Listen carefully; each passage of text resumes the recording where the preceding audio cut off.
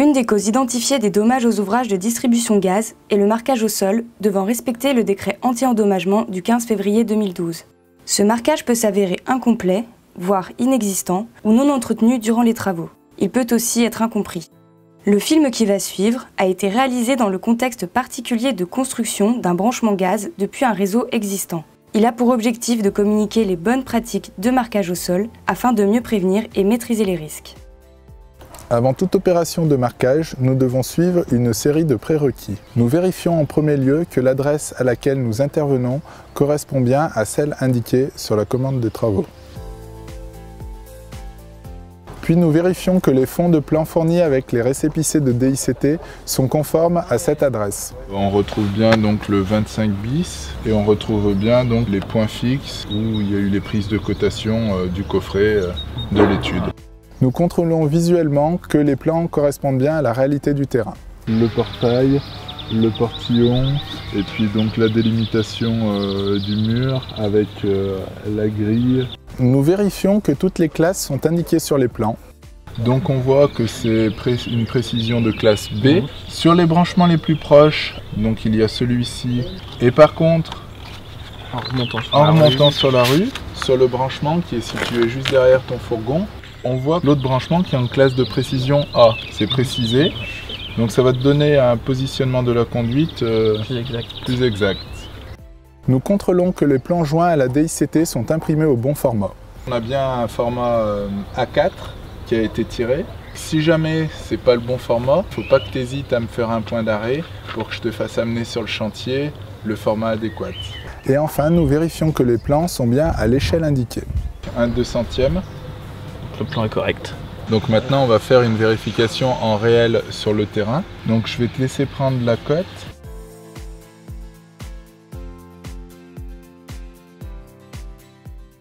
C'est bon, j'ai bien mes 7 mètres, notre échelle est juste. Tous les points clés du dossier sont vérifiés. Vous pouvez commencer le marquage. Je vous laisse le dossier. Merci. Eh ben allez, on y va. À ce soir.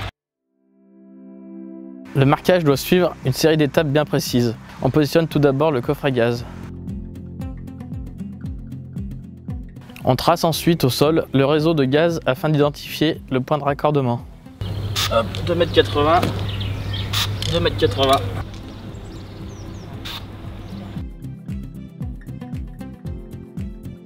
On trace les découpes des terrassements à réaliser.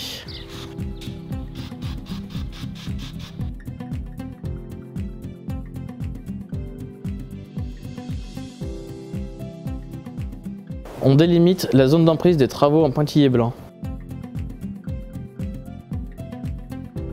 En fait, c'est quoi ce marquage blanc?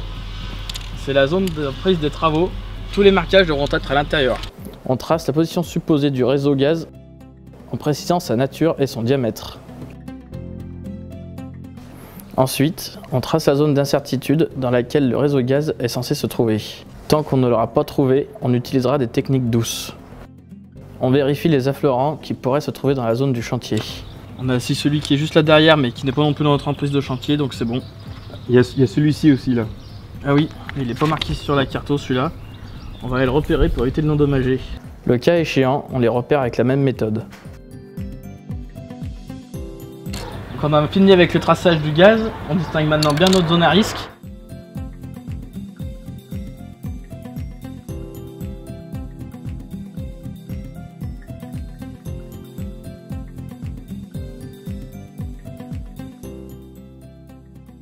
On va pouvoir procéder au traçage du réseau électrique.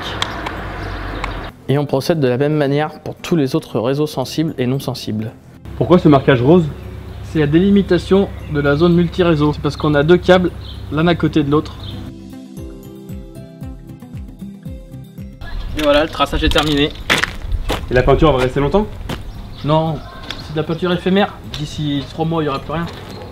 Je prends en photo le marquage au sol pour le transmettre à GRDF, qui est responsable de projet sur ce chantier. J'établis mon compte-rendu de marquage dans le cadre des obligations réglementaires du décret. Si je n'ai pas réalisé le marquage et qu'il est inexistant, semble incomplet ou incohérent à mon arrivée sur le chantier, je ne démarre pas les travaux.